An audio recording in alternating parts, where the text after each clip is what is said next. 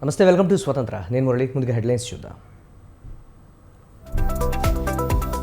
హైకోర్టుకు చేరిన పెన్షన్ పంపిణీ వ్యవహారం, ఈసీ ఆదేశాలను కొట్టివేయాలని పిటిషన్.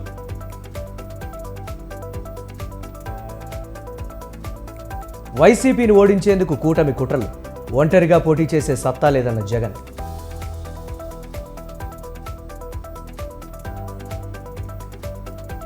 రెండు 200 మంది రైతులు ఆత్మహత్య చేసుకున్నారన్న కేసీఆర్. బీఆర్ఎస్ పాపాలే వెంటాడుతున్నాయన్న రేవంత్.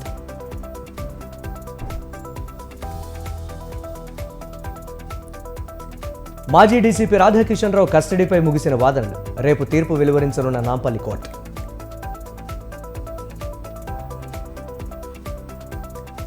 పదేళ్ల పాలన ట్రైలర్ మాత్రమే, చేయాల్సింది చాలా ఉందన్న Modi.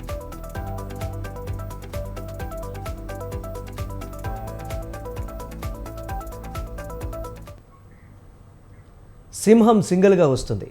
AP CM Jaganmohan Reddy party కార్యకర్తలకు పదే పదే చెప్పే మాట ఇది. అవును, అక్షరాల జగన్మోహన్ రెడ్డి సింగిల్గానే వెళ్తున్నారు. ఎన్నికల ప్రచార బాధ్యతలను ఒంటరిగా తన భుజస్కంధాలపై మోస్తున్నారు.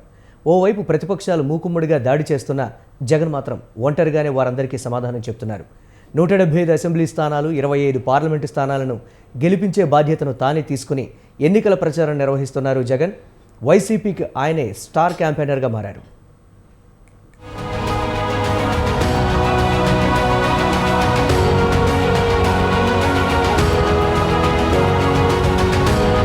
ఆంధ్రప్రదేశ్లో ఎన్నికల ప్రచార జోరు ఊపందుకుంది.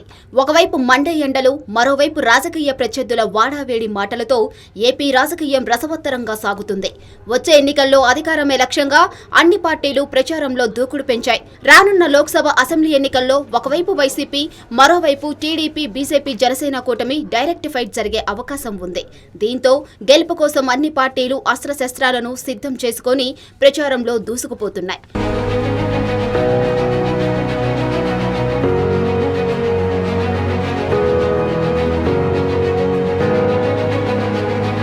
ఎన్నికల్లో ప్రచారంలో ప్రతిపక్ష పార్టీల కంటే అధికార వైఎస్ఆర్ కాంగ్రెస్ పార్టీ ఎన్నికల ప్రచారంలో 2 అడుగులు ముందే ఉందని చెప్పవచ్చు. ముఖ్యంగా వైసీపీని గెలిపించే బాధ్యతను సీఎం జగన్ పూర్తిగా తన భుజస్కంధాలపై వేసుకుని దూసుకెళ్తున్నారు. 2019 ఎన్నికల్లో జగన్కు తోడుగా సోదరి షర్మిల, తల్లి విజయమ్మ ఎన్నికల ప్రచారం నిర్వహించారు. అయితే ఈ ఎన్నికల్లో మాత్రం జగన్ ఒక్కరే ముమ్మర ప్రచారం చేస్తున్నారు. వైసీపీ అధినేతగా, మాస్ లీడర్గా జగన్కు ఒక ప్రత్యేకమైన స్థానం ఉంది. ముఖ్యమంత్రిగా 5 ఏళ్ల పాలన తర్వాత కూడా జగన్ కు ప్రజల్లో ఏమాత్రం ఆదరణ తగ్గలేదు. ఆయన చేస్తున్న బస్సు యాత్రకు ప్రజలు బ్రహ్మరథం పడుతున్నారు. రాష్ట్రంలోని 175 అసెంబ్లీ స్థానాలు, 25 పార్లమెంటు స్థానాలను ఒంటి చేత్తో గెలిపించేలా ఏపీ సీఎం జగన్ ఎన్నికల ప్రచారం కొనసాగుతుంది. వైసీపీలో జగన్ తప్ప ఆ స్థాయిలో జనాకర్షకల గల నాయకులే లేరు. దీంతో రెండోసారి పార్టీని గెలిపించే బాధ్యత తానే తీసుకున్నారు సీఎం జగన్.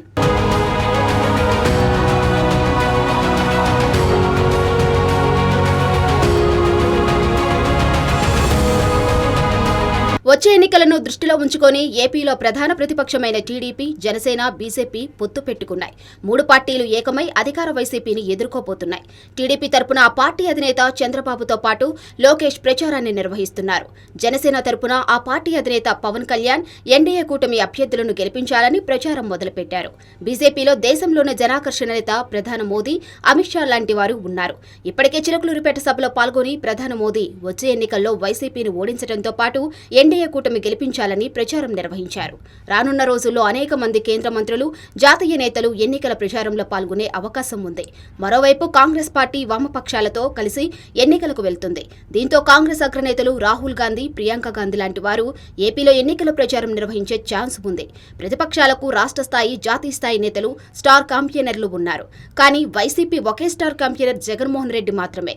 ఇన్ని పార్టీలు కలిసి వస్తున్నా వైసీపీ అధినేత జగన్ మాత్రం ఎక్కడా ప్రచారంలో వెనుకడుగు వేయటం లేదు. ప్రచారంలో దూసుకుపోతున్నారు.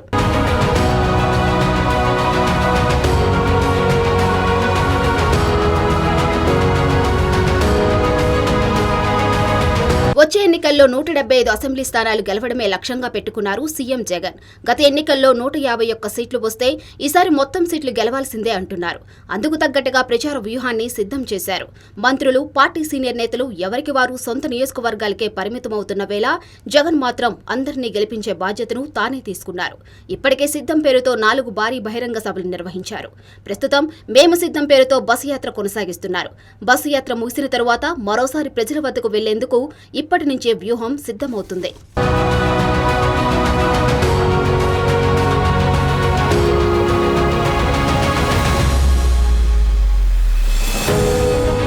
ఎన్డీఏ కూటమిపై నిప్పులు చెరుగుతూ మొక్కవోని ధైర్యంతో జగన్ సాగిస్తున్న ప్రచారం పార్టీ శ్రేణులకు ఆశ్చర్యం కలిగిస్తుంది. ఎన్నికల ప్రచారంలో అన్ని పార్టీలు మూకుమ్మడిగా జగన్పై పోరాటం చేస్తున్నా ఆయన మాత్రం గెలుపుపై ధీమాగా ఎన్నికల ప్రచారం చేయటం విశేషం.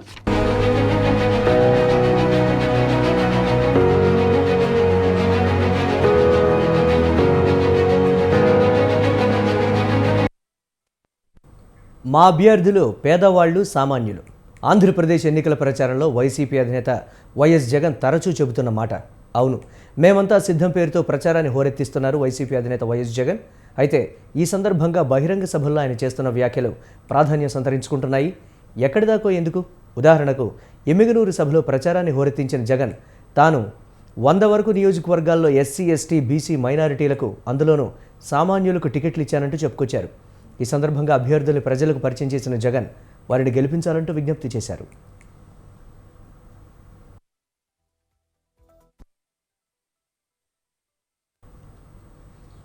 అయితే ఇక్కడే అసలు విషయం మొదలైంది. చాలామంది ఉండగా ఓ టిప్పర్ డ్రైవర్కు సింగనమల సీట్ ఇచ్చారంటూ వ్యాఖ్యానించారు టీడీపీ అధినేత చంద్రబాబు. ఇది కాస్త వివాదాస్పదమైంది. దీనిపై స్పందించిన సీఎం జగన్ అవును, తాను టిప్పర్ డ్రైవర్కే సీట్ ఇచ్చారని, అందులో తప్పేంటని చెప్పుకొచ్చారు. పీజీ చేసిన అభ్యర్థి వీరాంజనేయులు బీఈడీ సైతం చేశారని, చంద్రబాబు హయాంలో ఉద్యోగం దొరక్క టిప్పర్ డ్రైవర్గా మారాడంటూ చెప్పుకొచ్చారు. దీంతో సింగనమల నియోజకవర్గం ఎమ్మెల్యే అభ్యర్థి వీరాంజనేయులు వ్యవహారమే కాదు, జగన్ వ్యాఖ్యలపై కూడా విస్తృతంగా చర్చ సాగుతోంది.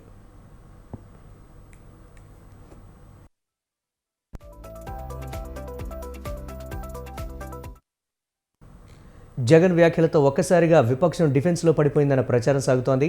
ఓ సామాన్యుడికి టికెట్ ఇస్తే తప్పేంటన్న మాట అందరిలోనూ వినిపిస్తోంది. అయితే అసలు ఎన్నికల వేళ జగన్ ఇలా ఎందుకు తన అభ్యర్థులు పేదవాళ్ళని అన్నారు అన్న దానిపై చర్చ జరుగుతోంది.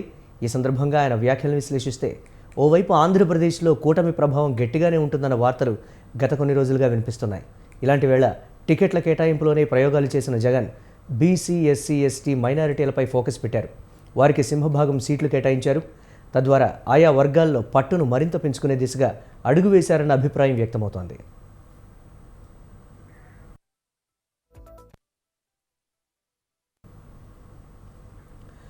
అంతేకాదు కొందరు దిగువ మధ్యతరగతి అభ్యర్థులకు సీట్లు కేటాయించడం, ఎన్నికల ప్రచారంలో తన అభ్యర్థులు పేదవారు, సామాన్యులు అని చెప్పడం ద్వారా ప్రతిపక్షాలపై మైండ్ గేమ్ మొదలుపెట్టారన్న వాదన వినిపిస్తోంది. పైగా ఇప్పటికే జగన్ ప్రతి సభలోనూ రాబోయే ఎన్నికలు పేదలకు, పెత్తందారులకు మధ్య అని చెబుతూ ఉంటారు. ఇలా చెప్పడం ద్వారా ఎస్సీ, ఎస్టీ, బీసీ మైనారిటీ ఓటర్లతో పాటు అగ్రవర్ణాల్లోని దిగువ మధ్యతరగతి ప్రజలను తమ వైపు తిప్పుకోవచ్చన్నది ఆయన వ్యూహంగా రాజకీయ విశ్లేషకులు చెప్తున్నారు. మొత్తంగా చూస్తే ఇదంతా జగన్ రాజకీయంలో భాగమని, మరోసారి గెలిచే ప్రయత్నంలో వేసే ఎత్తుగడలన్న అభిప్రాయం వినిపిస్తోంది. మరి వీటిపై ప్రజలు ఎలా స్పందిస్తారు అన్నది ఆసక్తికరంగా మారింది.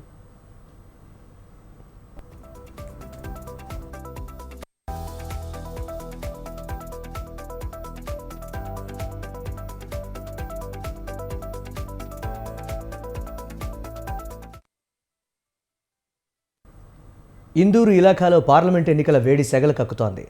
ప్రధాన పార్టీ అభ్యర్థులు నువ్వా నేనా అంటూ కాలు దూవుతూ ఉంటే నిజామాబాద్ రాజకీయం రంజుగా సాగుతోంది. ఎన్నికల రణరంగంలో బీఆర్ఎస్, బీజేపీ, కాంగ్రెస్లు తగ్గేదేలే అంటూ ప్రచార హోరులో దూకుడు పెంచడంతో పొలిటికల్ హీట్ మరింత కాకరేపుతోంది. ఇంతకీ ఇందూరు గడ్డ మీద ఎవరి గాలి వీస్తోంది? ఏ నేతకు పట్టం కట్టేందుకు జనం సిద్ధంగా ఉన్నారు? త్రిముఖ పోరులో ఎవరి వ్యూహం ఫలిస్తుంది?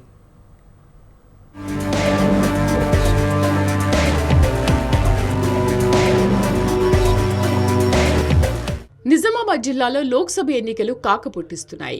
గెలుపే లక్ష్యంగా దూకుడు పెంచిన ప్రధాన పార్టీ నేతలు విమర్శలు, ప్రతివిమర్శలతో రెచ్చిపోతున్నారు. ఇందూరు పార్లమెంటు గడ్డపై తమ జెండా ఎగురవేసి ప్రత్యర్థులను మట్టి కరిపించేందుకు ఎత్తుకు పై ఎత్తులు వేస్తూ పావులు కదుపుతున్నారు. అసెంబ్లీ ఎన్నికల్లో జరిగిన పొరపాట్లకు తావివ్వకుండా అడుగులు వేస్తున్నారు. కాంగ్రెస్ అభ్యర్థిగా జీవన్ రెడ్డిని ప్రకటించడంతో ఎన్నికల వేడి మరింత రాజుకుంది. 3 బలమైన నేతలనే బరిలోకి దించాయి పార్టీలు. దీంతో పదునైన అస్త్రశస్త్రాలని ప్రయోగించి విజయం దిశగా పకడ్బందీ వ్యూహాలకు పదును పెడుతున్నారు బరిలో నిలిచిన రేసుగుర్రాలు. తమ బలగాన్ని పటిష్టం చేసుకునే క్రమంలో ఎప్పటికప్పుడు ముఖ్య నేతలతో సన్నాహక సమావేశాలు నిర్వహిస్తున్నారు. ఇక తమ కార్యకర్తల్లో ఉత్తేజం, ఉత్సాహాన్ని నింపే ప్రయత్నంలో 3 పార్టీలు కీలకంగా వ్యవహరిస్తున్నాయి. కుల సంఘాలు, వ్యాపారవేత్తలు, మేధావులు, ముఖ్య వ్యక్తులను కలుస్తూ అంతర్గత ప్రచారాన్ని జోరుగా సాగిస్తున్నారు.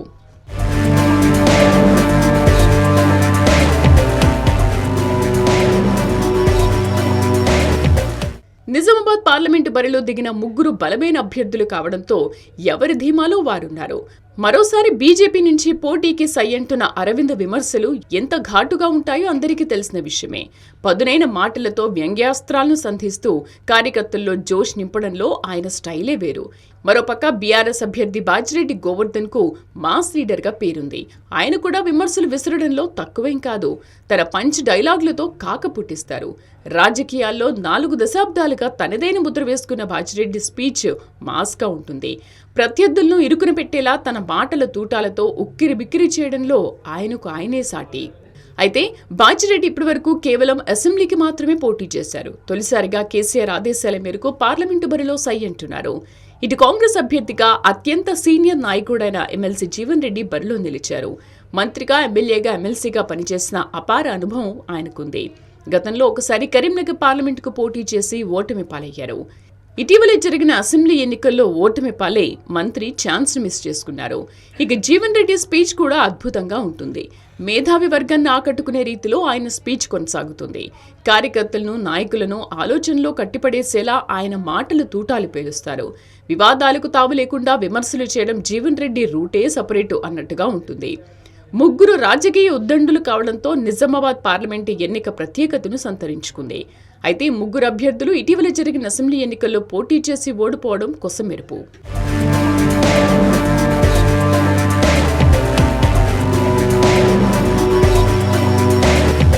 పార్లమెంట్ ఎన్నికల సందడి మొదలు కావడంతోనే వలసల జోరు పెరిగింది. అసెంబ్లీ ఎన్నికల ఫలితాల తర్వాత బీఆర్ఎస్ నుంచి హస్తంగూటికి నేతలు క్యూ కట్టారు. మరికొందరు బీజేపీ శిబిరానికి చేరిపోయారు. దీంతో ఎన్నికల వేళ గులాబీ పార్టీకి వలసలు ఇబ్బందిగా మారాయి. బీఆర్ఎస్ ను పూర్తిగా బలహీనపరచాలని భావిస్తున్న కాంగ్రెస్, బీజేపీ ఆకర్షమంత్ర ప్రయోగించింది. దీంతో నిజామాబాద్ పార్లమెంటు పరిధిలోని 7 అసెంబ్లీ నియోజకవర్గాల్లో నుంచి వలసల సందడి జోరందుకుంది. అదే పనిగా నిత్యం పార్టీలు మారడం వారి పనైపోయింది. ఇలాంటి పరిణామాల మధ్య బీఆర్ఎస్ మాత్రం తమకేం నష్టం లేదంటోంది. కార్యకర్తలపై భరోసాతో ఉంది. అందుకే కార్యకర్తలు చేజారకుండా ఉండేందుకు బీఆర్ఎస్ గట్టి ప్రయత్నాలు చేస్తోంది.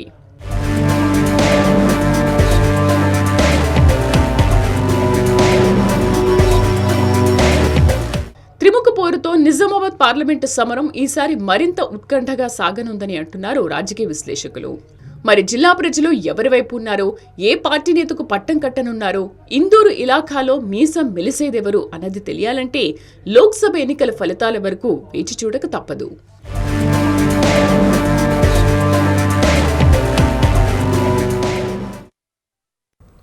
బీఆర్ఎస్ పార్టీది కుటుంబ పాలన అని అన్నారు మంత్రి కోమటిరెడ్డి వెంకటరెడ్డి. హరీష్ రావు మాటలకు అర్థం లేదని, కేసీఆర్ చేసిన పాపాలకు వర్షాలు కూడా పడటం లేదని ఎద్దేవా చేశారు. 40,000 కోట్లతో మూసీ ప్రాజెక్టును ప్రక్షాళన చేసి అభివృద్ధి చేస్తామన్నారు. కేంద్ర మంత్రిగా ఉండి కిషన్ రెడ్డి సికింద్రాబాద్ను పట్టించుకోలేదని విమర్శించారు. కిషన్ రెడ్డి మతాల మధ్య గొడవలు పెట్టి గెలవాలని చూస్తున్నారని ఆరోపించారు.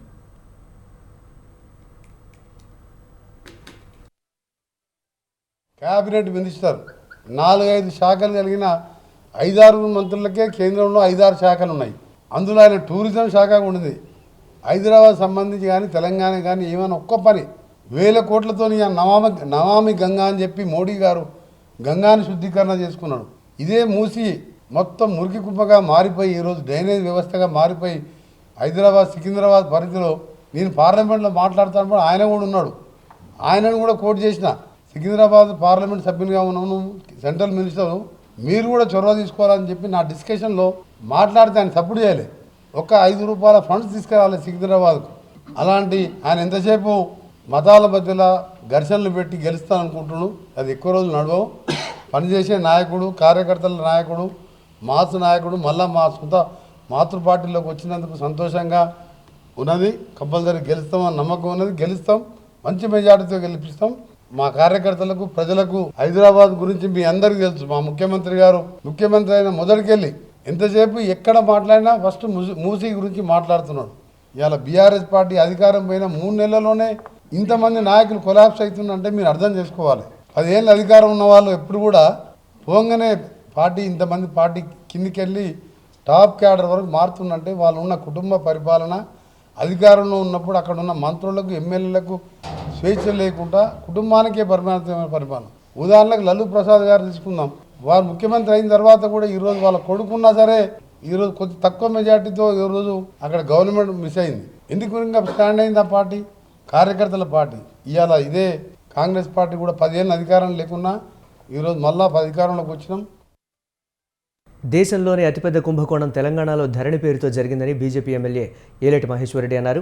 2 లక్షల కోట్ల కుంభకోణం జరిగిందని ఆరోపించారు. లక్షల ఎకరాల కుంభకోణానికి ధరణి కేంద్రంగా మారిందన్నారు. ధరణి కుంభకోణంలో కేసీఆర్, కేటీఆర్ ఉన్న ముఖ్యమంత్రి ఎందుకు మౌనంగా ఉన్నారని మండిపడ్డారు.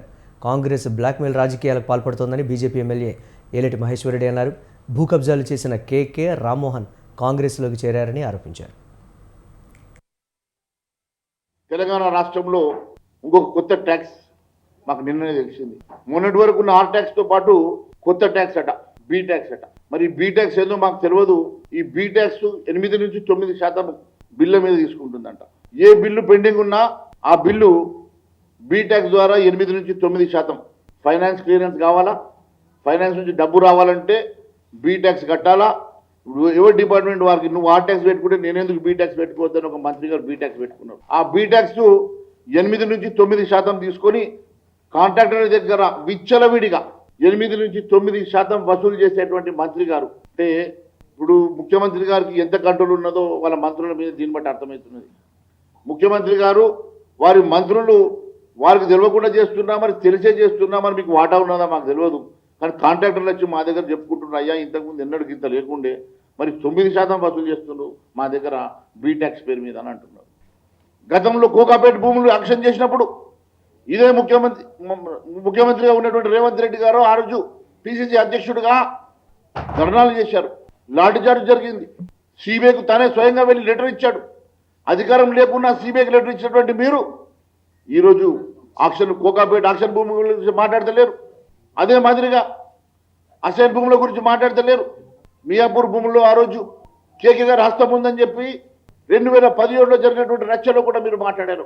అలాంటి వ్యక్తి ఈరోజు కేకే గారు కడిగిన ముత్యమైపోయింది ఒకటే రోజు. రామ్మోహన్ గారి మీద ఎన్నో ఆరోపణలు ఉన్నాయి. మేయర్గా ఉన్నప్పుడు కేటీఆర్ని పట్టుకొని ఎన్నో భూముల మీద వారి మీద ఆరోపణలు ఉన్నాయి. మరి కాంగ్రెస్లో చేరగానే ఆనిముత్యమైపోయిండు. అంటే మీరు కేవలం ఈ భూముల్ని అడ్డం పెట్టుకొని దాని ఆ భూములలో ఇన్వాల్వ్ అయిన వారిని బ్లాక్మెయిల్ చేసే కార్యక్రమం పెట్టుకున్నారా? మీ ఎంపీ రంజిత్ రెడ్డి గారు ఎన్నో మంది భూమిని కాజేసిందని మీరే చెప్పారు. మొక్కజొన్న స్కామ్లో ఉన్నారని మీరే చెప్పారు. ఈరోజు మీ పార్టీలో చేరగానే ఆనిముత్యమైపోయి అభ్యర్థి అయిపోయాడు. తెలంగాణ రాష్ట్రంలో జరిగినటువంటి కుంభకోణం అదే ధరణి కుంభకోణం.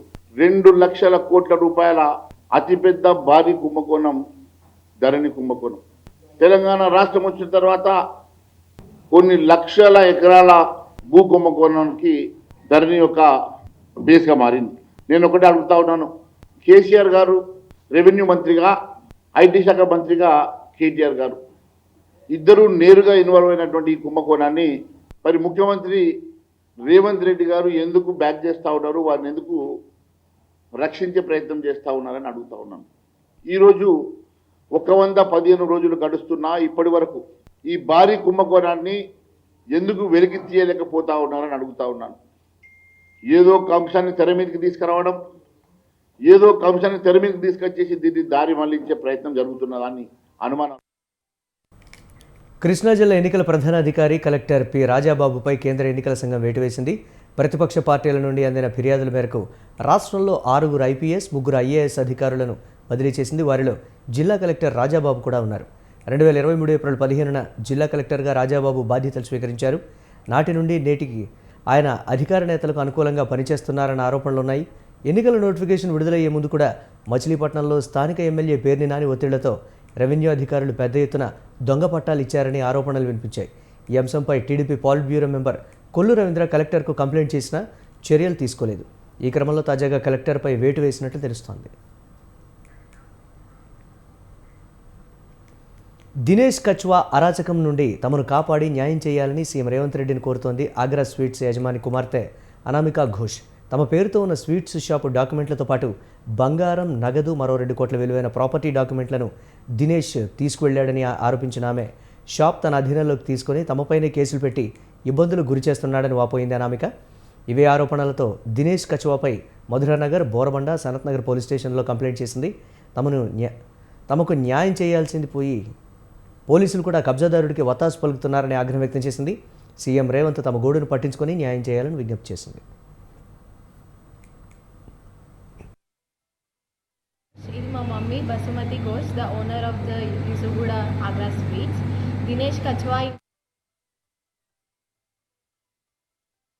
మర్డర్ చేస్తారు, అది చేస్తారు, ఊరికి వెళ్ళిపోండి, అంత బిజినెస్ వదిలేసి వెళ్ళిపోవాలి, మేము ఎందుకు వెళ్ళాలి, ఇది మా బిజినెస్, మా డాడీ ఎర్న్ చేసే హార్డ్ వర్క్ ఇది మొత్తం. 3-4 టైమ్స్ అయితే ఇక్కడ రౌడీజం చేశారు, గుండాయిజం చేశారు, వచ్చి ఒకసారి కెమెరా మొత్తం తీసేసి డివిఆర్స్ తీసుకొని దొంగతనం చేసి వెళ్ళిపోయారు. మళ్ళీ రాజీవ్ నగర్ బ్రాంచ్లో కూడా గుండాస్ని తెచ్చి షట్టర్ లాక్ చేసి వెళ్ళిపోయారు, మొత్తం ఇది చేశారు. కంప్లైంట్ ఇచ్చాం, అయినా కంప్లైంట్ తీసుకోవట్లేదు.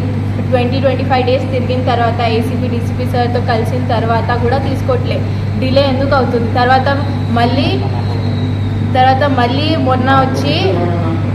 మొన్న వచ్చి మళ్ళీ రౌడీజం చేశారు. మా మమ్మీ షాప్ ఓపెన్ చేసే దానికి వచ్చింది, గుండాస్ వచ్చి తాళం లాక్కున్నారు. తర్వాత వాళ్ళ యాక్షన్. పెన్షన్ల పంపిణీపై ఏపీ ప్రభుత్వం కీలక నిర్ణయం తీసుకుంది. రేపటి నుంచి ఈ నెల 6వ తేదీ వరకు పెన్షన్లు పంపిణీ చేసేందుకు రాష్ట్ర ప్రభుత్వం సిద్ధమైంది. సిబ్బంది కొరతతో 2 కేటగిరీలుగా పెన్షన్లు పంపిణీ చేసేందుకు ప్రభుత్వం ఏర్పాట్లు చేసింది. దివ్యాంగులు, రోగులకు ఇంటి వద్దకే వచ్చి పెన్షన్లు అందించనున్నారు. మిగతా వారికి గ్రామ వార్డు సచివాలయాల్లో పంపిణీ చేయనున్నారు. పెన్షన్లు పంపిణీ చేసేందుకు వీలుగా గ్రామ వార్డు సచివాలయాలు ఉదయం 9 గంటల నుంచి రాత్రి 7 గంటల వరకు పనిచేయనున్నాయి. తూర్పుగోదావరి జిల్లా గోపాలపురంలో భారీగా సారాయి పట్టుబడింది. పక్కా సమాచారం మేరకు సోదాలు నిర్వహించారు పోలీసులు.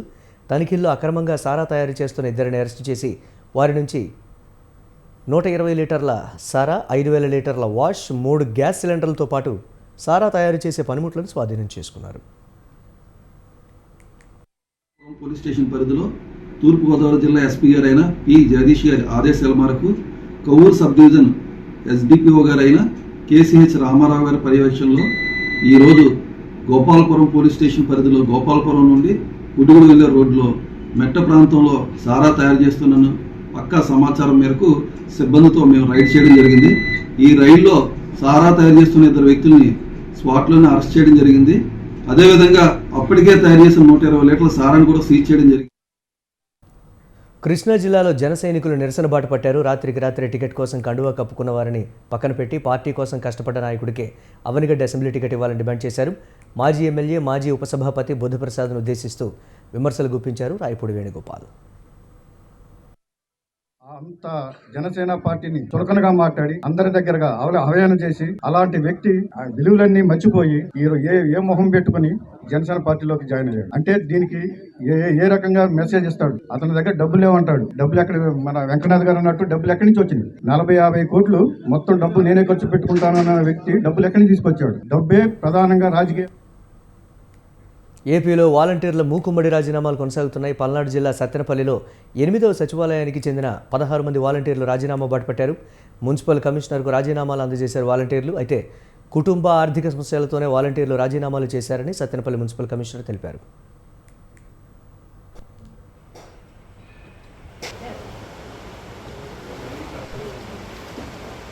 సచివాలయం గౌరిశెట్టి వారి వీధి సచివాలయం పరిధిలో 25-26 వార్డులకు సంబంధించి 25 వార్డులో 8 మంది వాలంటీర్లు, 26 వార్డులో 8 మంది వాలంటీర్లు వారి యొక్క వ్యక్తిగత కారణాల దృష్ట్యా కొంతమంది కుటుంబ సభ్యులు కుటుంబ సమస్యల కారణంగా కొన్ని ఆర్థిక పరిస్థితుల కారణంగా రిజైన్ చేస్తున్నామని చెప్పేసి ఇప్పుడే 16 మంది వారి యొక్క రాజీనామా లేఖలు. లోక్సభ ఎన్నికల వేళ శ్రీలంక సమీపంలోని కచ్చతీవు దీవిపై కొత్త వివాదానికి తెరలేపారు. ఈ అంశంపై బీజేపీ, కాంగ్రెస్ పార్టీల మధ్య ఆరోపణలు, ప్రత్యారోపణలు చెలరేగుతున్నాయి. 1974లో ఇందిరాగాంధీ హయాంలో భారత్ శ్రీలంక మధ్య కుదిరిన ఒప్పందం మేరకు కచ్చతీవు దీవిని శ్రీలంకకు, అప్పటి సిలోన్కు అప్పగించారు. ఆ ఒప్పందాన్ని ప్రస్తావిస్తూ తమిళనాట ఎన్నికల ప్రచారం సందర్భంగా బీజేపీ కొత్త సమస్య మాదిరిగా వివాదం చేసేందుకు రాజకీయం నడుస్తోంది. ఆ ఒప్పందంపై ప్రధాని మోదీ, విదేశాంగ మంత్రి జయశంకర్, కాంగ్రెస్, డీఎంకేలపై విమర్శనాస్త్రాలు సంధించడంతో వివాదాస్పదమైంది. ఒకప్పుడు చిన్న చర్చ తప్ప మరేమీ లేని దీవి ప్రస్తుతం రాజకీయ వివాదాలకు కేంద్ర బిందువైంది.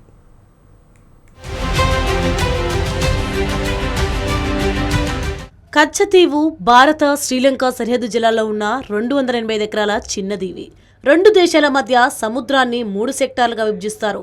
అందులో భారత్లోని రామేశ్వరం, శ్రీలంకలోని తలైమన్నార్, ఆడమ్స్ బ్రిడ్జ్ వరకు ఉండే సెక్టార్ను పాక్ జలసంధి అంటారు. కచ్చతీవు అందులోనే ఉంది. రామేశ్వరానికి 11 నాటికల్ మైళ్ళు, తలైమన్నార్కు 18 నాటికల్ మైళ్ళ దూరంలో ఉంది. ఒకప్పుడు భారత్, శ్రీలంక బ్రిటిష్ రాణి పాలన కిందే ఉండేవి. శ్రీలంకను స్వాతంత్రం వచ్చిన నాటి నుంచి ఆ దీవి తమదేనని శ్రీలంక క్లెయిమ్ చేస్తూ వచ్చింది.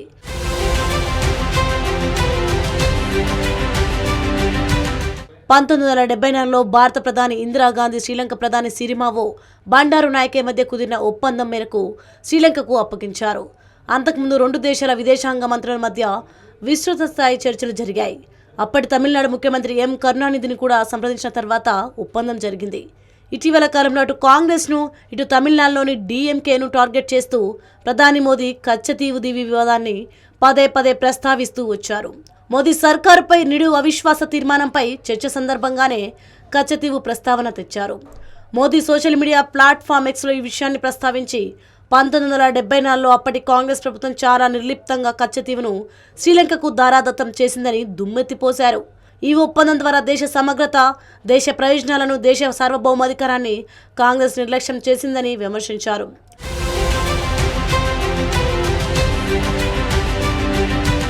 తమిళనాడు బీజేపీ అధ్యక్షుడు అన్నామలై ఆర్టీఐ చట్టం కింద ఎంక్వైరీ చేయడంతో 1974 ఒప్పందం ప్రస్తావన వెలుగులోకి వచ్చింది. దీనిపై ప్రధానమంత్రి నరేంద్ర మోదీ స్పందించడంతో రాజకీయాలు వేడెక్కాయి. కాంగ్రెస్ నేతృత్వంలోని ఇందిరాగాంధీ ప్రభుత్వం కచ్చతీవును శ్రీలంకకు ఎలా అప్పగించిందన్న వార్తా కథనాలను షేర్ చేస్తూ ప్రధాని మోదీ ఆ పార్టీ తీరుపై విమర్శలు గుప్పించారు. అలాగే అప్పట్లో తమిళనాడు ప్రయోజనాలను కాపాడేందుకు డీఎంకే పార్టీ కానీ, కరుణానిధి కానీ ఏమీ చేయలేదని మరో ట్వీట్లో పేర్కొన్నారు. కచ్చతీవుపై వెలువడుతున్న కొత్త వివరాలు డీఎంకే ద్వంద్వ ప్రమాణాలను పూర్తిగా బయటపెట్టాయన్నారు. కాంగ్రెస్, డీఎంకే కుటుంబ పార్టీలు వారు తమ సొంత కుమారులు, కుమార్తెలు బాగు కోసం శ్రద్ధ వహిస్తారు తప్ప ఎవరిని పట్టించుకోరని ఆరోపించారు. కచ్చతీవుపై వారి నిర్లక్ష్య వైఖరి మన మత్స్యకారుల ప్రయోజనాలను దెబ్బతీసిందంటూ ప్రధాని ఫైర్ అయ్యారు. India and Sri Lanka in June 1974 concluded an agreement where they drew their maritime boundary. And in drawing the maritime boundary, Kachativu was put on the Sri Lankan side of the boundary. This agreement of 1974 had 3 other clauses. One clause which said that each country shall have sovereignty and exclusive jurisdiction and control over the waters. The second clause, Article 5, it gave to Indian fishermen that they will continue to access Kachativu as hitherto and will not be required to obtain travel document. And the third one, that the vessels of India and Sri Lanka will enjoy in each other's waters such rights that they have traditionally enjoyed. So this was the agreement which was reached in 1974. Electoral బాండ్ల విషయంలో చెలగిన దుమారం, BJP సింహభాగం నిధులు పొందిందన్న అంశం లోక్సభ ఎన్నికల్లో ప్రధాన వివాదం కాకుండా ప్రజలను పక్కదోవ పట్టించేందుకు ప్రధాని మోదీ, బీజేపీ చేసిన ప్రయత్నాల్లో కచ్చతీవు వివాదం ఒకటి. ఒక పక్క ఢిల్లీ సీఎం, జార్ఖండ్ సీఎంల అరెస్టులు, కాంగ్రెస్ బ్యాంక్ అకౌంట్లు స్తంభించడం వంటి చర్యల ద్వారా ఎలక్టోరల్ బాండ్ల వివాదాన్ని ప్రజలు మర్చిపోయేలా కృషి చేస్తున్నారు.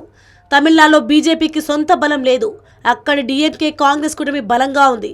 ఈ నేపథ్యంలో ఆ రాష్ట్రంలో ముఖ్యంగా కాంగ్రెస్, డీఎంకేలను టార్గెట్ చేస్తూ ఎన్నికల ప్రచారంలో భాగంగా ప్రధాని మోదీ కచ్చతీవు ద్వీపం గురించి మాట్లాడారు. దేశానికి స్వాతంత్రం వచ్చినప్పుడు కచ్చతీవు ఇండియా వద్దే ఉందని, కానీ కాంగ్రెస్ 4-5 దశాబ్దాల కిందట ఆ ద్వీపం ఎందుకు పనికిరాదంటూ శ్రీలంకకు ఇచ్చేసిందని వ్యాఖ్యానించారు. ఈ క్రమంలో బీజేపీపై ప్రతిపక్ష పార్టీ నేతలు విరుచుకుపడుతున్నారు. కాంగ్రెస్ ఎప్పుడో దశాబ్దాల క్రితం శ్రీలంకను అప్పగిస్తే ఆ దీవులను తిరిగి స్వాధీనం చేసుకునేందుకు మోదీ ప్రభుత్వం ఎందుకు ప్రయత్నించలేదని మల్లికార్జున్ ఖర్గే నిలదీశారు. ఎన్నికల ముందు సున్నితమైన అంశాలను లేవనెత్తి లబ్ధి పొందాలని చూస్తున్నారని ఆక్షేపించారు.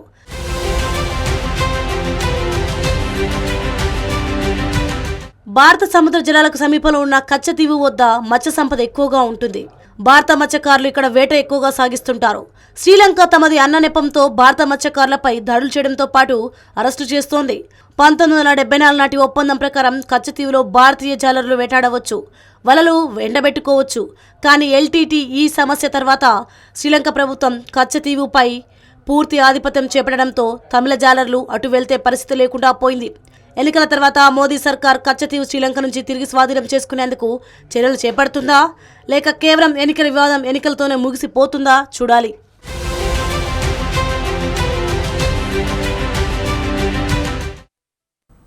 ఇవి ఇప్పటివరకు అప్డేట్స్. కీప్ వాచింగ్ స్వతంత్ర.